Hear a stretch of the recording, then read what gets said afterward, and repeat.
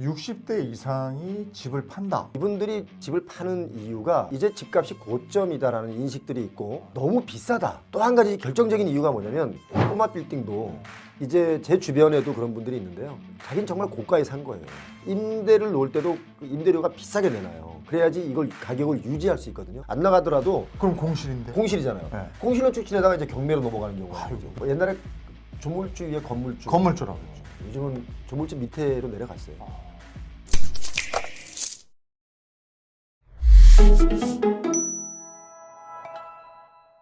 요즘 아파트 거래량은 어떻습니까? 거래량이 살짝 좀 늘었습니다. 늘었죠? 그래서 이제 네. 뭐 그 신생아 대출 네. 아, 그것 보니까 때문에요? 좀 늘은 것도 있는데 네. 거래량이 늘었다고 해서 가격이 또 급등했느냐 올랐느냐 그건 네. 아닙니다. 어. 그래서 가격에 영향은 주지 않는 거래량은 좀 늘었다라고 네. 보고 있습니다. 거래량이 늘었다면 이제 이게 신호 아닙니까? 거래량이 일반적인 그 시장에서 거래량이 네. 점점 늘어난다는 얘기는 이제 오를 수 있다라고 하는 네. 시그널일 수 있는데 네. 이건 이제 그 신생아 대출 음. 이제 출산율을 더 장려하고 네. 결혼을 더 장려하기 위해서 특별하게 네. 대출을 이렇게 해준 거지 않습니까? 그래서 그분들이 산 아파트 때문에 거래량이 좀 늘었지만 거래량이 막 증폭하진 않았다는 거죠. 그래서 인위적으로 그렇게 했기 때문에 이게 뭐 아파트 값이 오르는 시그널이다 이렇게 읽기에는 그 좀 무리가 있다. 이분들이 산 아파트가 서울 외곽에 있는 아파트들입니다. 9억 이하짜리. 9억 이하니까. 네, 네. 그러니까 그쪽에서 좀 거래가 됐지. 근데 그쪽 거래가 됐다고 해서 그쪽의 아파트 가격이 이렇게 올라왔느냐? 아니라 더 하락하고 있다. 지금 뭐 노도강이나 금강구 네. 뭐 이쪽에는 아파트 가격이 살짝 더 내려가고 있습니다. 네. 저희가 안양 지역도 조사를 해보니까 안양 지역은 지금 뭐 반도체 벨트에 그 뭐 GTX에 여러 가지 호재들이 있어요. 또 재건축도 있고 그런데도 불구하고 몇 천만 원씩 이렇게 아, 그래요? 하락 거래들이 많이 나오고 있거든요. 네. 그러니까 뭐 거래량이 늘었다고 해서 가격이 뭐 뛴다 네. 이렇게 말하는 건 좀 어불성설이다라고 아. 봅니다. 지금 전체적인 분포, 자산 분포는 어떻게 되어 있습니까? 지금 저희가 예전에 조사를 하면 가계 자산 분포가 부동산이 한 80%였어요. 네. 네. 그런데 이제 그게 점점 내려와서 70%. 지금은 한 65% 정도가 부동산에 내 재산이 묶여 있는 거예요.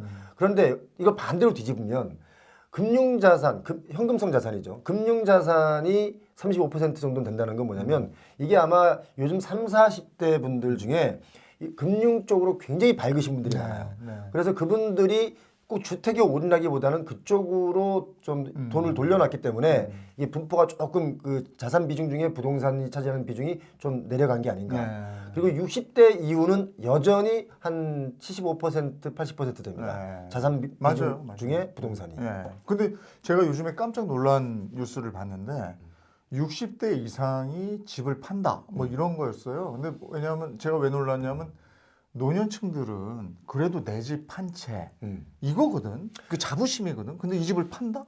저희가 조사를 해서 얼마 전에 피용호 TV에서 한번 방송을 네. 했는데 이분들이 그 집을 파는 이유가 네. 여러 가지가 있겠지만 네. 평균적으로 보면 이제 집값이 고점이다라는 인식들이 있고 너무 비싸다라고 네. 하는 인식이 있는 겁니다. 그리고 네.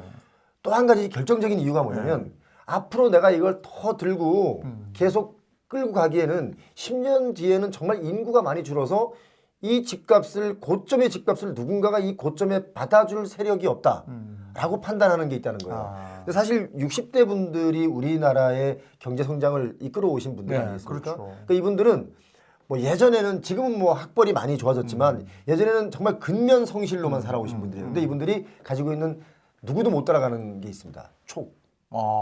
이분들이 느끼는 이 경제관념의 촉은요 어마무시합니다. 네. 근데 이분들이 판다는 얘기는 이제 그 고점에 다다랐다. 또 내가 팔 때쯤 되면 결과론적으로 이걸 사줄 사람이 없을 수 있다. 그래서 난 지금 이거를 팔아서 후일을 도모하겠다라는 분들이 있는 거라고 저는 보고 있습니다.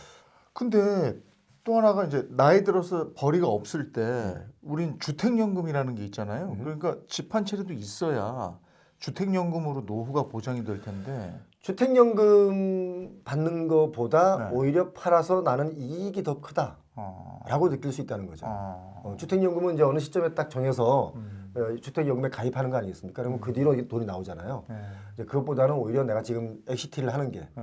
훨씬 더 값어치가 있겠다. 네. 돈을 쓸 수 있는 여유가 있겠다라고 네. 판단하는 거죠. 그럼 이분들은 대한민국에서 지금까지도 그냥 계속 확실한 진리로 여겨지는 부동산 불패 이건 이제 더 이상 없다라고 판단하신 건가요? 그러니까 부동산 불패였기 때문에 그동안 부동산에 투자를 해오고 투기를 해오셨던 분들인데 이제는 보니까 이게 그렇게 크게 이익이 나는 수 있는 구조는 아닌 것 같다라고 판단하신 게 아닌가라는 생각이 들고 또 60대 중에는요 지금 어떤 데서 피해를 많이 보고 있냐면 지식산업센터를 분양받아서 맞아요. 이걸 지금 공실이 너무 많아서 맞아요. 임차인을 못 맞추다 보니까 임차 기업이 없으니까 네. 계속 관리비는 내고 또 내가 이거 분양받을 때 받았던 이자 금리에 대한 이자는 계속 부담을 해야 되니까 오히려 이게 더 궁핍해진 거예요. 네.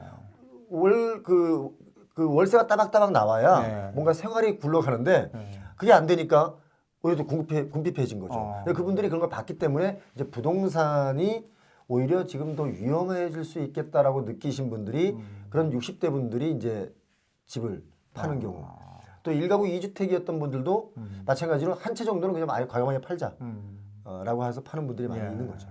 그리고 또 집값 막 올라갈 때 그때 이제 꼬마 빌딩 사는 거 돈 있는 분들한테 붐이었단 말이에요.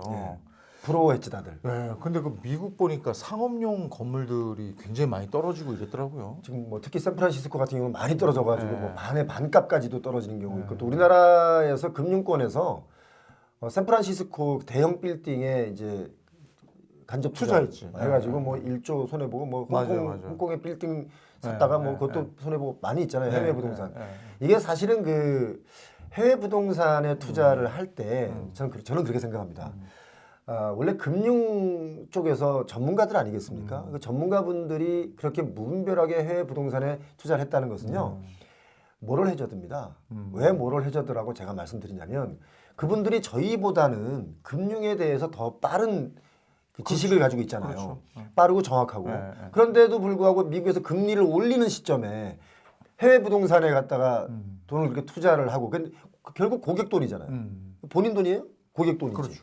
그렇기 때문에 이건 모럴 해저드다라고 저는 생각하고 우리나라도 역시 꼬마 빌딩도 이제 제 주변에도 그런 분들이 있는데요. 자기는 정말 고가에 산 거예요. 그래서 고가에 샀으니까 대출을 많이 받았을 거 아니겠습니까? 그러니까 또 임대를 놓을 때도 그 임대료가 비싸게 내놔요. 그래야지 이걸 가격을 유지할 수 있거든요. 임대료가 갑자기 깎이면 은행에서 담보가치보다 하락했네라고 해서 바로 뺏어가요. 그러니까 안 뺏기려고 계속 임대료를 높게 책정해놓고 안 나가더라도 그럼 공실인데. 공실이잖아요. 네. 공실로 쭉 지내다가 이제 경매로 넘어가는 경우가 있죠. 그래서 요즘에 꼬마 빌딩이 뭐 옛날에 조물주 위에 건물주라고 했죠. 요즘은 조물주 밑으로 내려갔어요. 아.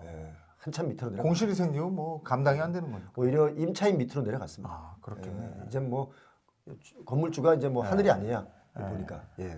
그러면 지금 이제 부동산 관련해서 집을 살까 시기는 언제일까 이런 분들한테 뭐라고 한 말씀 해주시겠습니까? 저는 이제 이걸 뭐 집을 사지 마라 뭐 이렇게 말을 하는 건 아니고요.